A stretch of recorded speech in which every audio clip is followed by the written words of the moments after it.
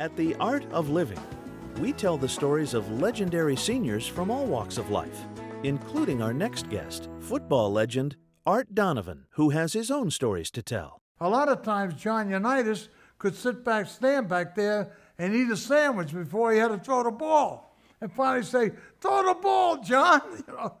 The Art Donovan story does not start on the gridiron, but in the South Pacific during World War II. I didn't want to go, but it was either go there or go to jail. And I'll never forget the night before I left my home in the Bronx. I said to my mother, "I really don't want to go." And she said to me, "Well, I don't want you to go either. But if you don't go, I'd be very ashamed of you." So off I went, period. And I come back about 23, 24 months later. I spent about 23 months in the Pacific, and the Japanese heard I was coming, and they surrendered. I played maybe the worst football team ever assembled, the 1952 Dallas Texans, and I may have played with the greatest footballer ever assembled, the 57, 8, and 9 Baltimore Colts. So I went from the worst to the best. Now, you can't do any better than that. When we were losing and we were lousy, it was a lot of fun. But when we started winning, we had to get serious. So it was the greatest experience I think I've ever had in my life, that we beat the 49ers here, the last home game of the 58th season. They were beating us 27-3 at halftime. And we went in and nobody said anything. And our coach was Weave Eubanks, who later coached the Jets.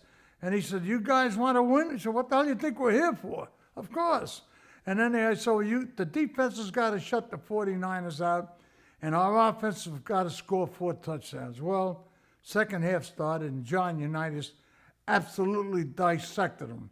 And we won. We shut them out. They only had 12 plays in the second half, and we beat them 38-27.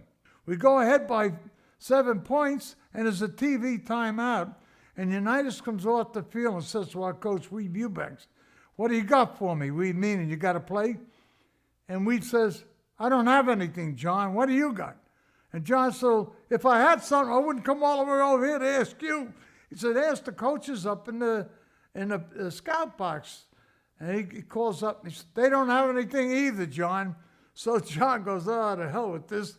And he starts walking back onto the field, and Weave hollers, "But if you got something good, use it." John never hears him. John goes in, calls the play in the huddle, throws the ball for Raymond Berry. He goes all the way for a touchdown. 60-some-odd thousand people in Memorial Stadium screaming, "Weave's a genius." He called a play, and he's waving to the people. Unitas called the play. And the stories off the field were even more colorful. Well, these guys used to say I was a morale builder and I was a prankster. I never pulled a prank on anything. They used to do it on me all the time. Like up in training camp, they shot a groundhog and put it in my bed, I said, "What the hell is this?" To me, from the Bronx, it looked like a lion. And a bed all over the sheets of my bed. So I had to go and sleep upstairs the last day of training camp. And they pulled a lot of stuff on me, and I used to make out I really get pissed off at them, But I loved it. It got me through training camp. For 12 years, Art took the Baltimore Colts through some of football's most memorable moments with some of the game's greatest players. Weave Eubanks called me in, and I had a very good season in 1960. And then about 1961, I guess I was 38 years old. And I wanted to play till I was 40. Nobody in the league ever played till I was 40. And he called me in one day up in training camp. And he says, "You're still my number one, but you're not getting by the second guy rushing the passer like you used to." I said, "Well, hey, Weave, the guy behind me's not getting by the first guy." But, hey, the handwriting was on the wall. I said, "Well, this is it. One more year and sayonara." I finished one more year, and off I went. And I think the day that I announced on my retirement, I went to bed that night. The guys took me out, and we had a party, and I put my head down on the pillow, and I had a little tear in my eye. I said, "You know what?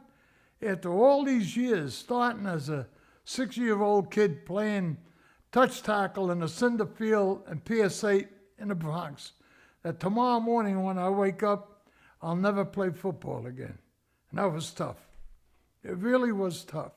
Retiring from the game, Art purchased a small country club just outside Baltimore, which he still runs today. We bought this place when I was still playing in 1957. There was really nothing here. Little by little, after the games, everybody come out here, and that really put us over the hump. People know the Valley Country Club as Art's place, and not only come there to have their events, but come to see Art.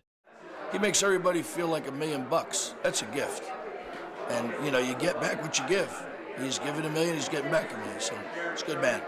As long as you're on the right side of the grass, pal, make the best out of everything. The only guys know how good you are, the guys you played against. Not the sports reporters, not anybody else. It's the guys you played against. If you meet a guy you played against and he says to you, you were a good one, that means you were a pretty good football player.